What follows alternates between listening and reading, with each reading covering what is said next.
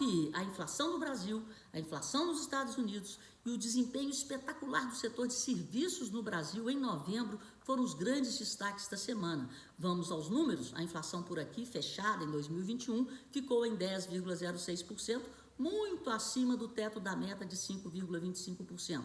E foi por isso que o presidente do Banco Central, Roberto Campos Neto, teve que escrever uma carta para o presidente do Conselho Monetário Nacional, o ministro da Economia, Paulo Guedes, explicando para todo mundo por que a inflação ficou nessa altura. E a explicação está lá e é clara. Importamos uma inflação global, a inflação nos Estados Unidos ficou em 7%, e além do problema da alta dos combustíveis e dos alimentos em nível global, tivemos também a alta do dólar em relação ao real e a crise hídrica que impactou fortemente no preço da energia no Brasil. Nos Estados Unidos, como eu disse, a inflação em 7%. Como os Estados Unidos estão convivendo com pleno emprego, 3,9% apenas da população economicamente ativa está desempregada, a prioridade agora do Banco Central americano é o combate à inflação. E ele deixou isso claro nos pronunciamentos que foram feitos ao longo dessa semana, em especial do próprio presidente Jerome Powell.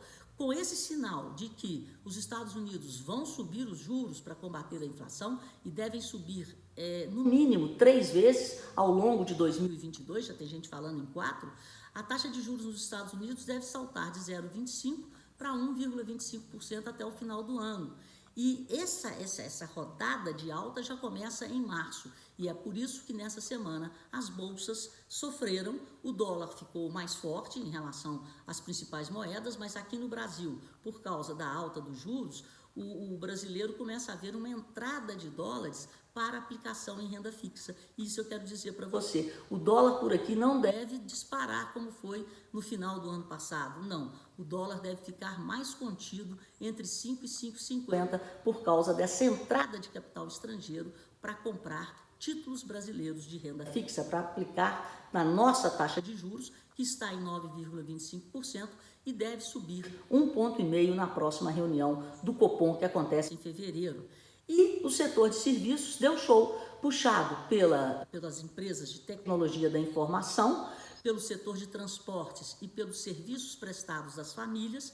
O setor cresceu 2,4% em novembro na passagem de outubro.